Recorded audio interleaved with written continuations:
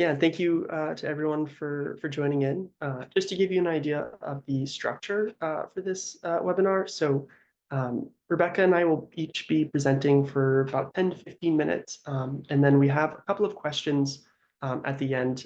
We'd really love to hear from all of you because there's so much that we can learn from each other. And I know for me with these types of webinars, often I get more from the chat and conversation with folks than anything else. So I really encourage folks to participate in the chat, ask questions, and we'll have some discussion questions that we can run through at the end that hopefully generate some ideas. And then we have another question for you all just to get an idea for Rebecca and I as we're presenting. What sort of audiences do you engage with? Are you working directly with youth? If so, what age groups? Are you working with other educators who will do climate education with youth? Be helpful for us to just get an idea of what your audience is and who you, what your audience is. Awesome, seeing a good mix. Some youth education ranging from K through 12, some adult education. Excellent. Yeah, thank you all for doing that. So with that, I'll jump into my portion. So my name is Jack Wright. I am the PowerHouse educator at Cornell Cooperative Extension in Tompkins County. Here in New York, we have this little PowerHouse, which is a tiny home that we built to be as energy efficient as possible. And my role is to leverage this tiny home as a mobile educational tool.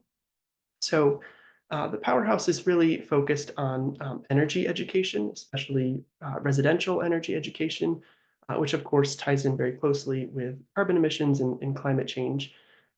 And we use the PowerHouse in two main ways. The first one is doing youth education with schools and libraries. That's what I'm going to focus on for my presentation today. But I also want to include kind of for the bigger picture. We also use the PowerHouse for community outreach. So we connect folks throughout an 8-county region here in Southern New York to some energy assistance programs that essentially can help folks pay for home energy upgrades. So things like adding an insulation or air sealing, which saves them money on utility bills, makes the home more comfortable, and is of course good for the climate. So with the focus on youth education here, we follow a fee-for-service program model. In other words, we charge for our youth programming. We currently charge $100 per program hour, and then we do have a transportation fee for the tiny home, since we do have to work with a towing company to move it around.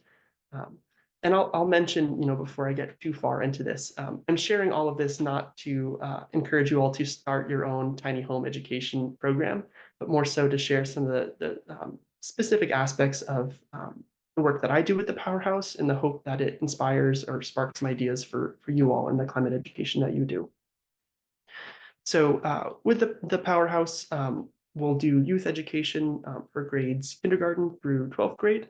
We'll also do community events with libraries. This past summer, we formed a really great connection with our local library network, and we're able to incorporate our programming in with their summer reading theme, which was a blast. And this year, we'll be bringing the PowerHouse to a couple of college campuses around us to do some outreach to students on campus. All right. So the bulk of my presentation here will be focused on just kind of sharing some of the takeaways that I focus on connecting energy to climate change for the different age groups. Of course, with the different age groups, the activities look very different. So I wanted to share some of the takeaways and some of the activities I use to try to share that information. So for kindergarten through 5th graders, a big part of our conversation is just understanding what uses energy in our home. A lot of times the students will understand that lights use energy, but there isn't a full understanding of, heating our home uses energy, and cooling the home uses energy, heating water uses energy. So touring the PowerHouse, this is the inside of the PowerHouse, the photo on the right here, is a great way to start that conversation and just establish that baseline of what uses energy in the home. From there, we'll talk about where electricity comes from.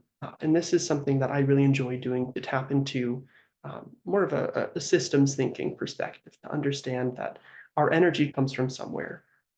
Electricity is just slightly more concrete of an example than other energy sources. So we'll focus on electricity. And we'll talk about, as a group, what uses energy in the home, how we use energy, and how we can use less energy. And then we'll jump into a hands-on project that I call Power Source, where students will have just a blank sheet of paper and some colored pencils. And I ask them to depict how the electricity gets to their home. And a lot of times they'll start off with just, the four walls in a window. And then I say, oh, well, how does the power connect to your home? And they'll draw wires. And we basically trace that back to looking at the generation of electricity. And this is a great way to, again, look at that bigger picture idea to understand that electricity and energy comes from somewhere. And this is a great way to tie it into real world examples of solar farms that a lot of our participants will see around here, wind turbines, that sort of thing. The last big takeaway that I'll focus on is the distinction between fossil fuels and renewable energy. For this age group, the kindergarten through fifth grade group, I find that this is a bit more of a concrete activity and understanding for folks, rather than diving into the science of climate change and introducing these really hard to grasp concepts. This comparison of fossil fuels versus renewable energy is a little bit easier to wrap your head around. So to do that, we'll do an activity called Smog in a Jar, which is pretty simple. It's one that we have to do outside, but we take a glass jar, put just a couple drops of water in there, and then I will ignite a piece of paper or cardboard and put it inside the glass jar, let it burn for just a couple of seconds, then close it up. And what happens is the flame goes out, the jar fills with smoke, and that combines with the water droplets in there that turn into water vapor to basically create this haze, this smog in a jar. And the idea with this is to discuss that combustion of any kind produces gases and pollutants. So sometimes, like with the smog, burning paper or cardboard, we can see those pollutants, and other times we don't see those pollutants. So it's just introducing this idea that combustion, that burning something produces those pollutants. Now, that's a very concrete way for especially younger audiences to understand that burning fossil fuels can have negative consequences for our health, for our planet. And it's really great using the PowerHouse to then juxtapose the solar panels that power the entire tiny home on the outside, and draw that comparison, say, there's no combustion taking place to generate the electricity with these solar panels. So it's a great way to kind of draw that distinction early on. All right. For middle school and high school groups, the focus for the activities is a little bit more specific to STEM. A lot of that has to do with the groups that you work with. With the middle school and high school groups, this is often high school classes that are focused on specifically physics or environmental science. So I have to kind of tailor the programs to be very, very STEM focused, but obviously there's so many ways to tie this in with climate education. So a couple examples of the STEM focus with the PowerHouse that we do for these age groups is focused on looking at how insulation works. So one activity is thermal resistance, which is looking at the science of how how energy moves through different materials. And I'll introduce this with a tour of the PowerHouse and talk about how insulation in the tiny home is super important to keep the heat inside when we're heating in the winter, or when we're cooling in the summer, to keep the heat from coming in. And with this thermal resistance activity, it's hands-on, and we try to make it engaging. And we hand out there's two different blocks. One is made of foam board insulation, and one is an aluminum block. Now, we discuss how energy moves through different materials differently. And to test this out, each group will place an ice cube on each of those blocks. And what happens is the heat moves through the aluminum very quickly and melts the ice. Whereas with the foam board insulation, it moves much slower. That ice is melts at a much slower rate. So that's sort of a hands-on way to tie in, really explicitly to the STEM focus. A little bit more involved of an activity is having the groups construct a solar oven. This is one I love to do because it's STEM focused, but also allows the group a real creative outlet. So after walking around the tiny home, taking a look at some of the building science principles that make the powerhouse energy efficient, I'll have the groups apply those learnings to constructing their own solar ovens. And this is really easy, doesn't take a lot of materials. I use thrifted fabrics and cardboard boxes. And then the key materials are, duct tape, aluminum foil, and plastic wrap. And there's two really great outcomes from this solar oven activity. The first is that when the groups are constructing the solar oven and they're using that plastic wrap as a layer to trap heat, it's a great parallel to explaining the greenhouse effect, talking about climate change, where this plastic wrap is mimicking our atmosphere by letting light pass through, trapping that heat so that we can heat up the oven. So it's first off, a concrete way to understand the greenhouse effect and climate change. But it's also a really great way to apply some of the learnings around thermal resistance, around air sealing. I also really love to gamify this activity by adding kind of a challenge component. We have these tiny thermometers that we'll hand out to the groups, and at the end of their work time, they'll have 5 minutes to put the thermometer in, let it get up to temperature, and whoever has the highest temperature has the best solar oven. And I think this is a great way to generate a lot of excitement and intensity around the activity to really keep folks focused.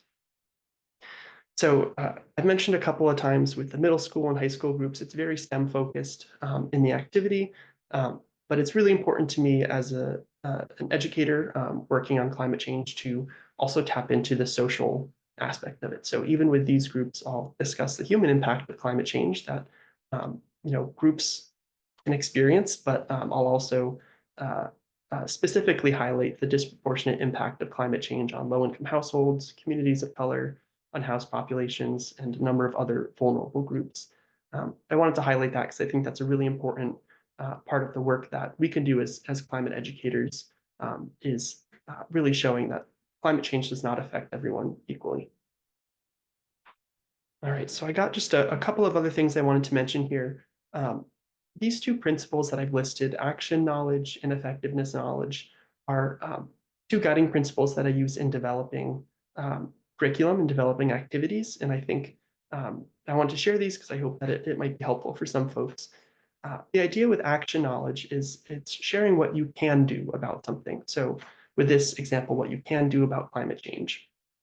I hear a lot about climate despair and climate anxiety, and while this certainly isn't the perfect antidote, providing participants, especially youth participants, with concrete next steps of what you can do to address some of the issues that we talked about with home energy use, with climate change.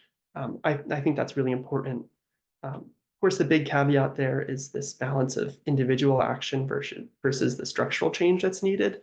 Of course, it's not all one or the other, and I am careful not to make it seem like changing out your light bulbs for LED light bulbs is all that we need to do to solve climate change.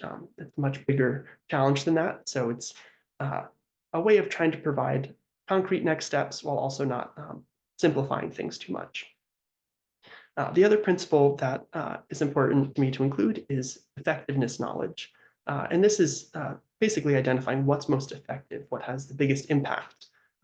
So an example for home energy use is looking at changing light bulbs versus changing your heating system. These are two very different activities, and they have two very different impacts.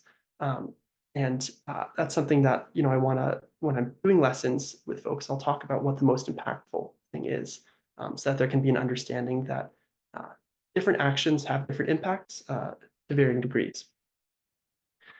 So that is the bulk of my presentation here. I'd love to open it up to questions for folks. I think we planned for just 3 to 5 minutes or so of questions before jumping into Rebecca's portion. And I'll say feel free to type your question in the chat, or since we're a small group, unmute yourself and ask. I also had a question to share out with folks. Again, I had mentioned that we have so much to learn from each other. And I would love to hear from you all some ways that you implement or envision yourself implementing these principles of action knowledge or effectiveness knowledge in your climate education. I have a question for you while we're sort of waiting and seeing if anyone has anything to add. Sure. Well, Allison just asked a question, so I'll ask mine after that. I can read it. So she said, are the activities and lessons you mentioned written up and available for others to use? Yeah, so I have some of them written up. I'll put my email in the chat here, so feel free to email me if you're interested. I'd be happy to share those. There's also the website to PowerHouse that Jenny put in the chat just above Allison's comment that has a lot of great information on building science principles, and it goes really in depth for kind of the background knowledge for some of these activities. But yeah, please feel free to email me. I'll put my email in the chat now if you would like to look at any of these activities. Great. Yeah, that was actually one of my questions too. And Patricia Townsend also asked a question that I was going to ask, so this is perfect. How was the tiny PowerHouse initially funded? And I'll tack on an additional question to that is, if we're looking at trying to do this in other states, what's your advice, if you have any? Yeah, so so to tackle Patricia's question of how the PowerHouse was initially funded, there were a handful of folks that were working on this starting in 2016.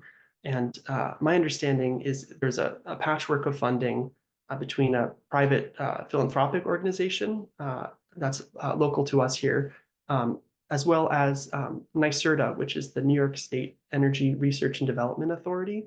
The Cooperative Extension here in Tompkins County and in our area has subcontracted with NYSERDA to do some of the community outreach that I was discussing at the very top of the presentation, connecting low and moderate income households to some of the energy assistance programs. And they provided funding for the construction of the PowerHouse.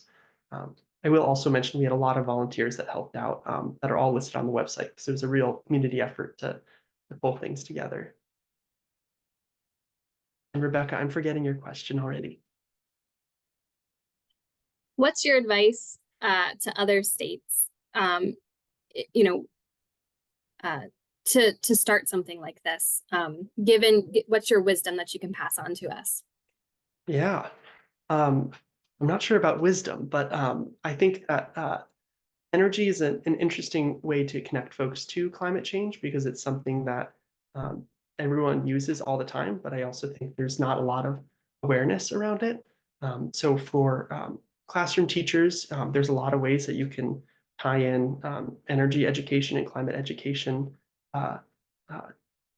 to your classroom. Really, any place that you are, there's a way to connect it to energy. So I encourage folks to explore that. And I have a couple resources at the end of the presentation around energy education. So I'm happy to share those as well. I see Alyssa asked, how do teachers find out about you and arrange a presentation? Yeah, so that's kind of an interesting one. I have had this role for about a year now, and it's been interesting to see how folks hear about us. A lot of it is very active outreach on my end, and I found that word of mouth is really the best way to have folks hear about the programming. So after connecting with a couple of teachers in our local school districts, they are able to kind of recommend the PowerHouse to their coworkers and folks in other schools in the area.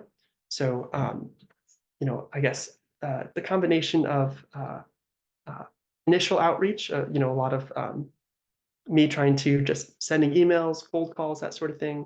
And then once you're able to connect with folks, encouraging them to share by word of mouth has been really impactful.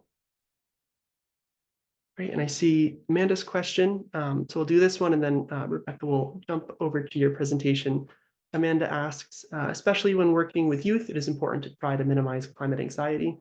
Can you share how you address action and effectiveness knowledge through a more optimistic lens? Yeah, so the idea is to try to empower the participants that I work with, to let them know that there are things that they can do to address climate change. Um, it's easier to focus on the individual actions, especially for younger groups, than it is to talk about some of the more structural barriers. Um, so a lot of times I'll send folks home with a physical reminder of the activity, whether that's just a light bulb or some weather stripping that we had talked about during a program, um, and then a flyer to share with their family that kind of talks about some more of the bigger picture changes that the adults can make. Um, and then with effectiveness knowledge, I think that's a really great opportunity to um, focus our energy on what's impactful and what really makes the biggest difference for the climate. Um, so I think a lot of times folks will talk about recycling as like the greatest thing ever, and it's like the perfect way to solve all sorts of environmental issues. And it's important, and I'll mention that, but it's also with caution, where it's like, okay, well, what would be most effective, rather than creating plastic that then we're burning or melting to reuse elsewhere. What is a more effective way? And I think just empowering the group to think about kind of next steps and what they can do is empowering in itself. All right. Well, thank you for those questions, folks. And with that, I'll pass it over to you, Rebecca. Thank you, Jack. That was a really fantastic presentation. So switching gears now, I'm going to present on an effort that I've been doing with a few other folks here in North Carolina to network with educators in the state around climate change. And we're calling it the North Carolina Climate Education Network. That's not trademarked or anything. It's just sort of what we've called it, and it has seemed to capture the essence of what we're trying to do. So to give a little bit of background, this really began in 2020. And so I'm sure we all remember where we were then. In fall of 2020, I was working at NC State University, and I was talking to some colleagues with our state Division of Water Resources, which is within our Department of Environmental Quality, as well as with North Carolina Sea Grant. And in our professional positions, we were getting just tons of requests from teachers just wanting help with content, having some invited speakers to come in to help teach lessons, just recognizing how everyone was very strapped at that moment in time, and wanting to somehow bridge this gap between the interest in having climate information was just really too much to keep up with. That now that we were able to do things virtually, it actually kind of made that something that we were much as outreach scientists who do outreach really getting overwhelmed by. And also recognizing that we didn't necessarily know how to do this effectively in an in-person environment, let alone this new virtual format that we were dealing with. And so we sort of put our heads together and did some conversations with a few teachers that we knew, as well as internally, and came up with this idea to just start a virtual network where we would get together, try to advertise to teachers in the state, as well as other content experts, using that term pretty broadly, but anybody who might be, say, a scientist working at my university or one of the many climate-focused agencies or organizations in our state who often does outreach, to bring us all together to share expertise, to share resources and ideas on climate change information, on how to teach climate change effectively, and just ways to empower us all to do this. And so that's how we started this idea. And so our approach has been to have what we call open houses, as opposed to webinars. These are Zoom meetings where we try to do more of a panel discussion in a safe environment where anybody can bring any questions they have. And we really have tried to combine this with not just a discussion, but doing some work ahead of time to find resources that the educators, be they formal classroom teachers, we get a lot of people attending who work in like museums or environmental education centers, that they have things that are easily integratable into their classroom instruction, as well as things, resources that people who are doing outreach might be able to also incorporate and learn, like, how do I talk about this in a way that is accessible to a 5th grade audience? So the format that we do for our open houses, just because I think it's different, and it's been a real webinars, right? We're doing open houses, right? We want to have this conversation. So we usually do a fun introduction to get everybody, happy. Like today we did a thing. So we do something silly like, what's your marine spirit animal? What we can all get on board with that. Then we do 1 minute of climate. So even if we have a specific thing that we're talking about that day, we try to give just a really brief update. What's happening newsworthy right now that you might be hearing about? Let's give some content and expertise to kind of shed some insight into that. And then we bring in 2 to 3 panelists to talk about what our topic is. And I'll share what we've focused on in just a moment. And then we do a facilitated discussion among the panelists. It's facilitated because some of the topics we cover can be controversial because we're dealing with climate change. So we try to make sure that we've prepped some questions in advance. So usually we have about a 30-minute meeting a month before we schedule our open house to talk through what our panelists want to share and what questions they would like to be asked, and what questions they would like to not be asked, if that's the case. And then we do a Q&A or discussion with all the attendees. That's usually really, actually, I have felt really successful in the depth of discussion that we tend to get. We usually have very engaged audiences. And then we share those supplemental materials. So we do this over Zoom because that's what we have in terms of technology. We do record them and we do post those recordings online. We haven't had to, but we always sort of reserve that right to edit out something. If someone says, hey, I'm asking a question, but I don't want it to be recorded, we acknowledge that sometimes these can be difficult conversations to have. And so we try to respect the wishes of everyone. And we try really hard to keep it to 60 minutes. It's tough, but we've sort of worked and landed on that as a good length of time. So these are semi-regular. I'll show a timeline of what we've done in a couple of slides. And it can be a little bit like, okay, here's another Zoom meeting that you want me to come to, right? So we're trying to be innovative and find ways that we can not just have a discussion around climate change, but tie in other things that might be meaningful and relevant to educators in our state around this topic.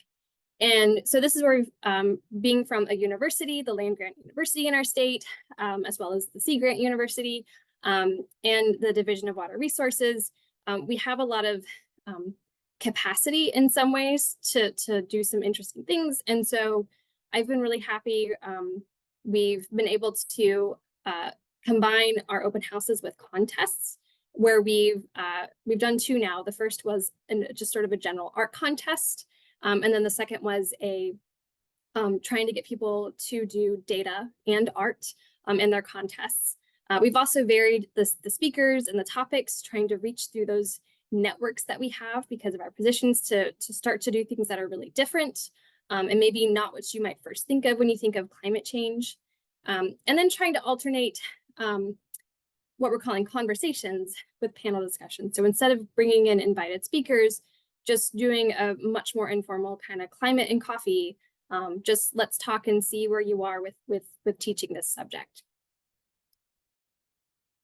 So some of the topics that we've done so far, and I've tried to include a timeline here because you'll probably notice that there's some big gaps in this. So we really hit the ground running with our planning in late 2020, and in 2021, we started really big picture and broad and did open houses on how to teach climate change and brought in experts from different universities in North Carolina and outside of North Carolina, in education departments, to talk about what is the evidence base for teaching climate change, what are some of those strategies that we could share.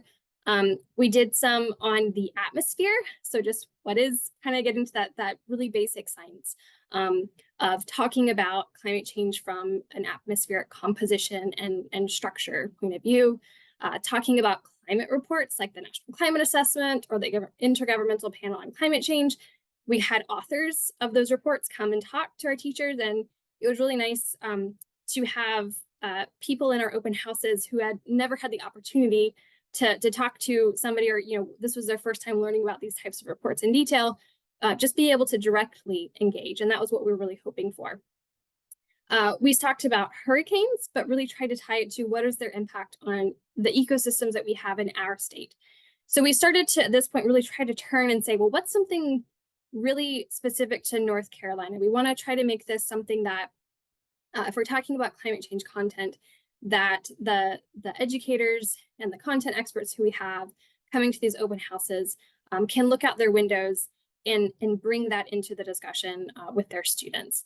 So we've talked about coffee. So we had a local coffee roaster come and talk about their entire supply chain and how from where the bean grows to where it's roasted to where it ends up in your kitchen and you're heating up the water, that whole process. What is that? Where are those energy inputs, other resource inputs, and how does that all contribute to fossil fuel generation? We talked about drought in North Carolina. We're a pretty wet state, but we do definitely get droughts. So talked about what is that process? What does the future of drought look like? And how can people get involved with monitoring drought through citizen science efforts?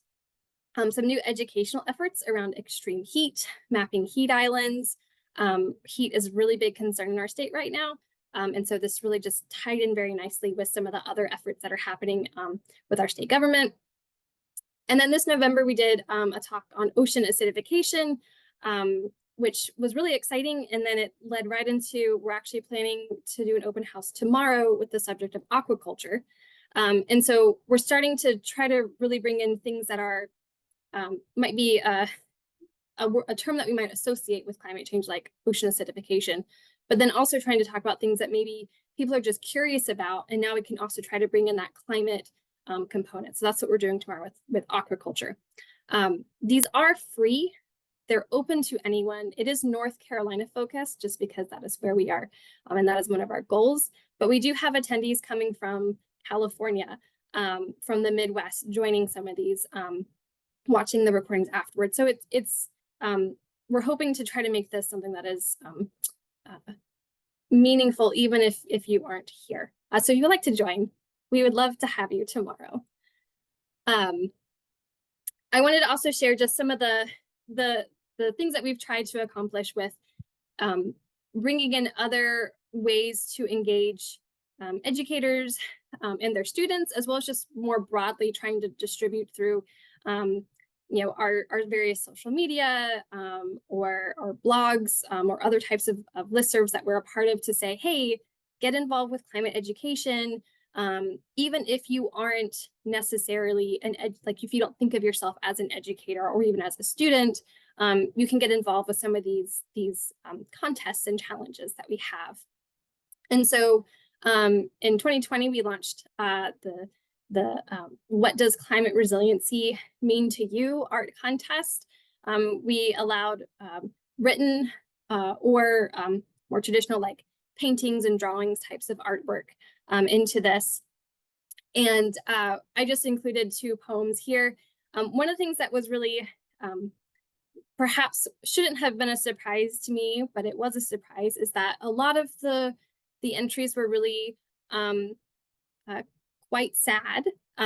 We talked about, we try to make this an empowering, what does climate resiliency mean? But I don't think that we quite accomplished what we had hoped to accomplish, which was thinking about this in a positive way. We had just a lot of people who were clearly really upset about climate change and what's happening in our state.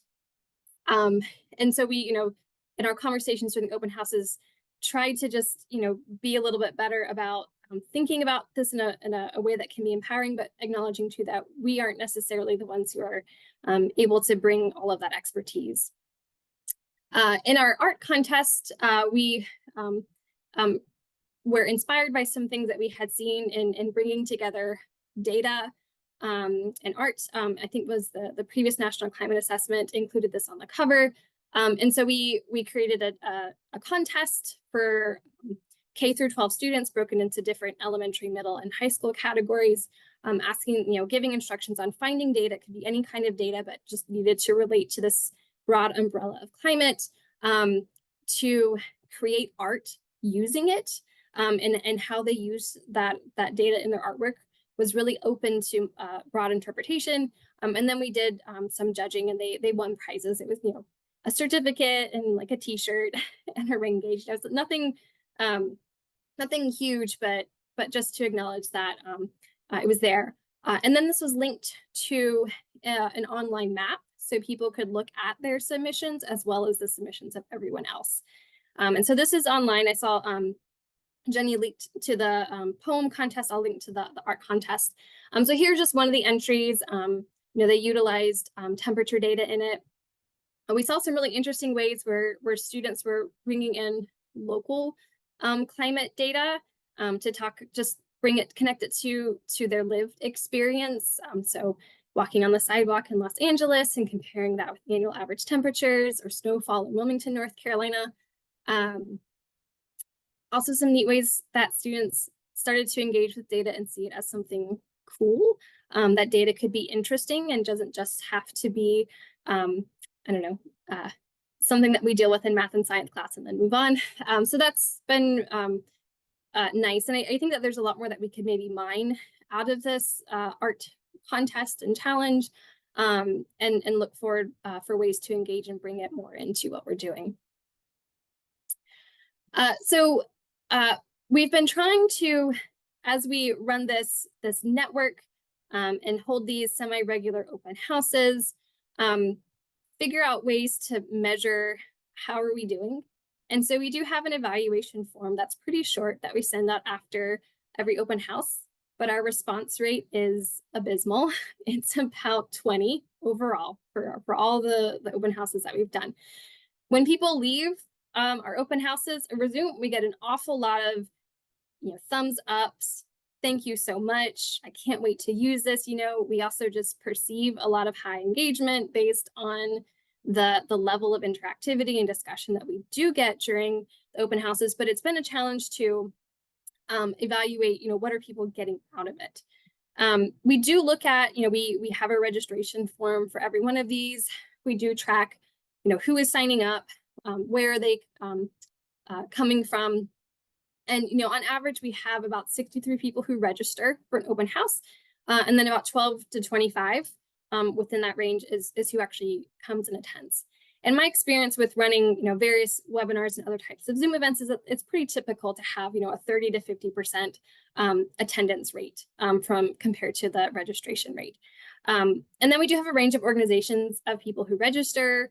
We do get quite a few K-12 schools across our state, a lot of more the informal education centers like museums or science centers, environmental education centers. We also get some government, so like soil and water conservation districts, local, federal, and state government who are attending. And so we're happy to see this diversity in people who are able to come. But we also recognize that it's difficult to schedule a Zoom event at a time when teachers can make it if we're doing it during the work week. And I don't, we have mixed feelings on trying to do something in the evening because there's just so much that we're doing. So our goals in the short term is, we have an open house tomorrow. So we're going to hold that. And we're anticipating doing 1 to 2 more open houses in 2024. And our topics, we don't know them yet. We're hoping to get some feedback from attendees on what they're interested in doing.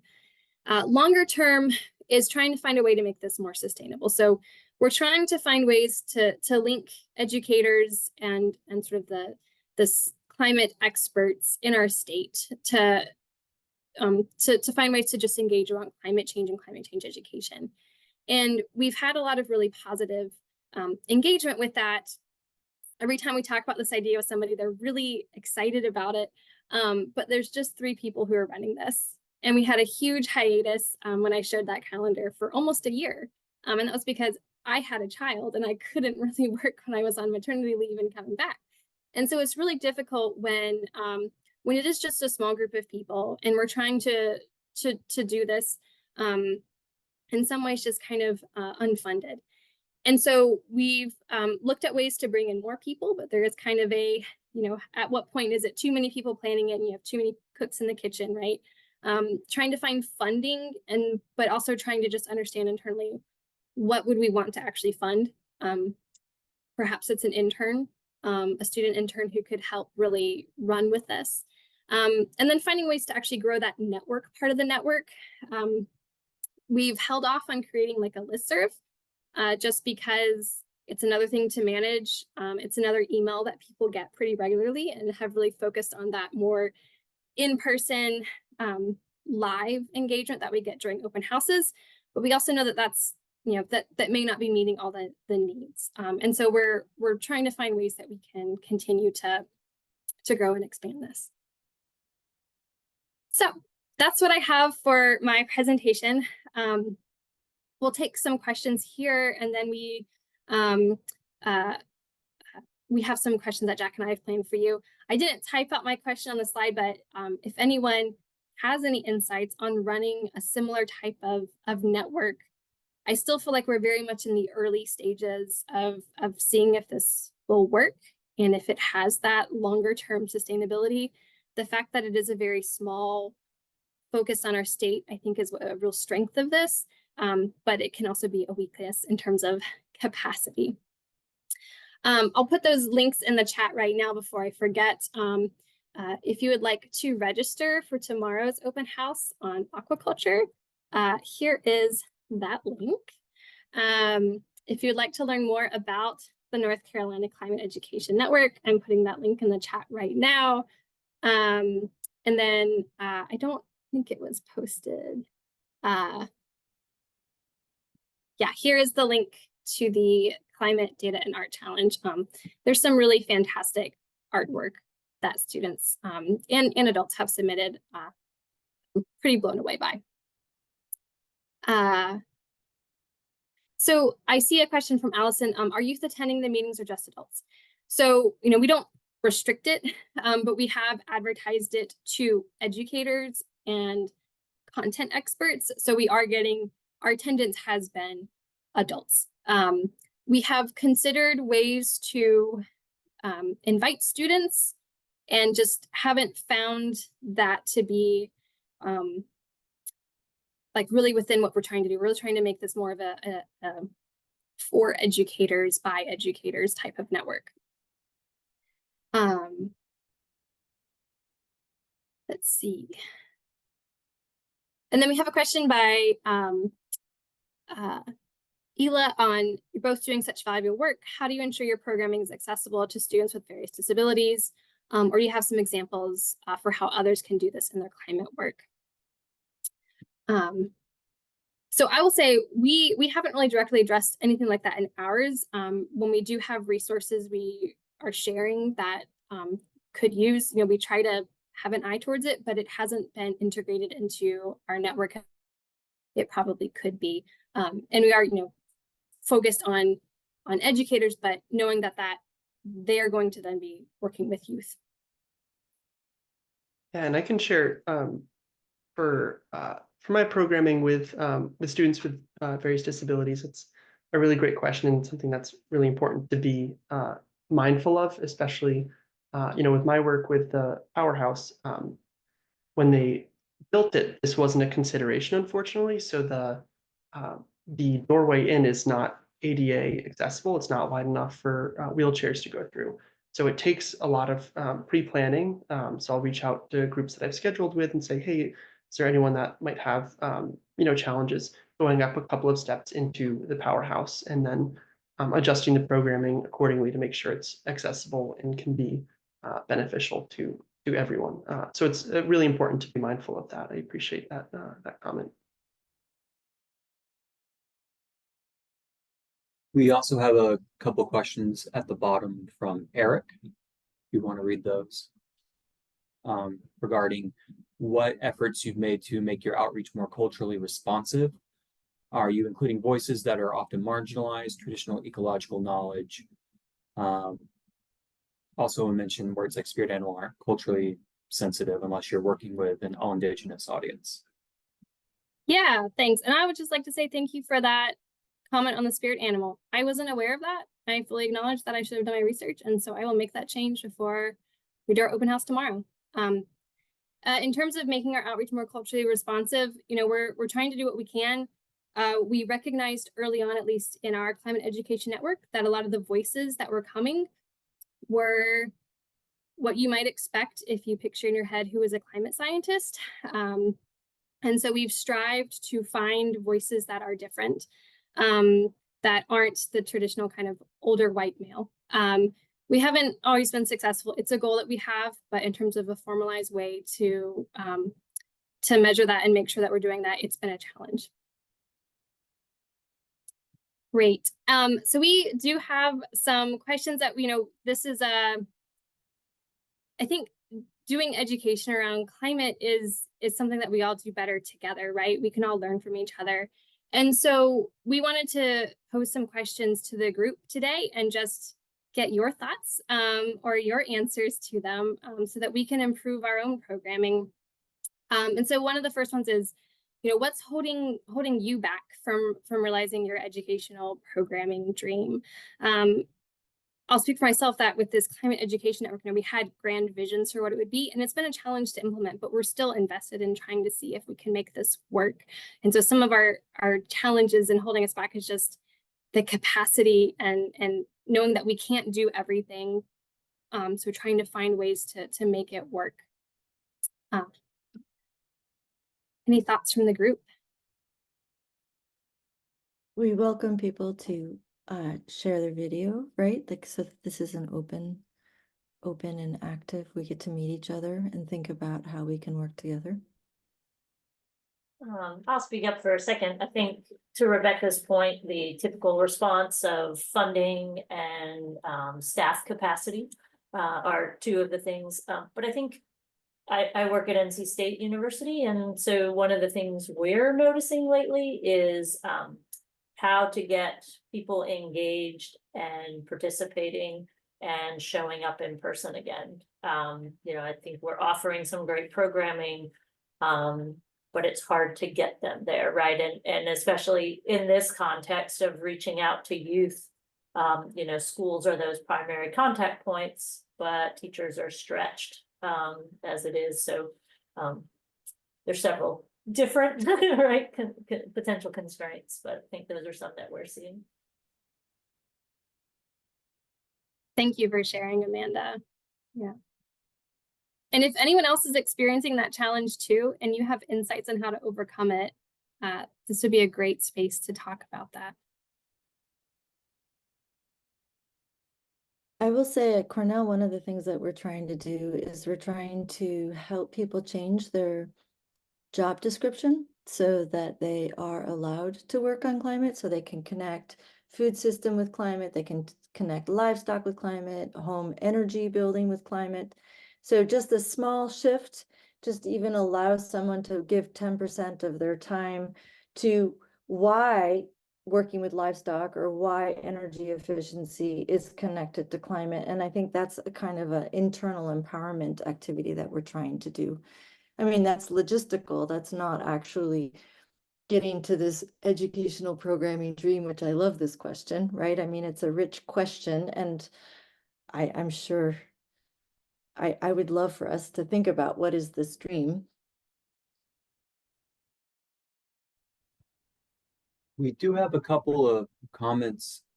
Oh, I see that you already answered one, Rebecca, but we do have a comment about how you get teachers who already have a very full curriculum requirement to make room for climate education.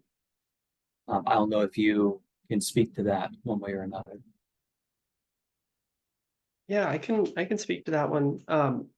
That's definitely a challenge I run into, and I think this would actually be my response to the question here that Rebecca posed.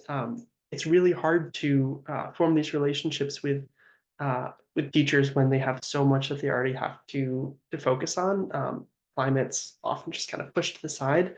So any way that I can incorporate, in my case, energy education or climate education into existing, um, you know, uh, uh, educational goals that the teachers have. I try to form those relationships, but it does take time. Um, One thing that I'm finding is helpful is working with each class year after year. So, for example, we found a local, part of the fourth grade curriculum is talking about energy. So that ties in really, really nicely with our programming. So we're able to form this lasting relationship, and we can work with them each year for a full school day and tap into a bunch of the different classes to nicely tie in some of that enrichment programming around energy and climate to some of the educational goals that they already have.